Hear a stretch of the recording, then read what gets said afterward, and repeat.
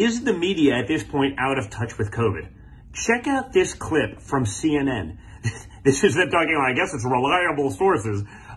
Anything but with CNN, but that's what they call the show, even if it's nonsense. But CNN's own Oliver Darcy responds basically with this. I'll play the whole clip just in case I missed some of the words. But he says he's worried that people will be directionless without a major media. Quote, if people are tuning out what's going on in cable news, they're just, ignoring everything and living their lives. And we're not really getting the information that they need to them. They're just living their lives. We don't want that. We don't want that, guys. We need to propagandize this.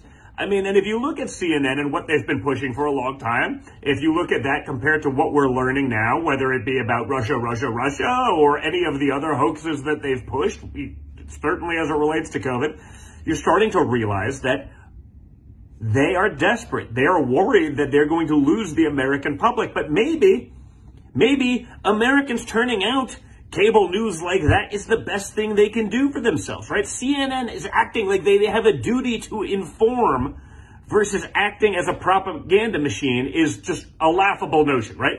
Check out the clip and see for yourself. It's in the Reliable Sources newsletter. Here's a big, overly broad question for you, okay?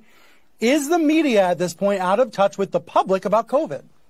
I think it's hard to argue that, the media is a large group of people, but a lot of the media does seem, when I look at it and then travel the country, to be very out of touch with people. I mean, if you travel the country, people are not really living in the same bubble that it seems that most of the media is messaging toward. And so, I think this is an issue because if people are tuning out what's going on in cable news, if we're not messaging toward the general population, they're just, ignoring everything and living their lives, and we're not really getting the information that they need to them.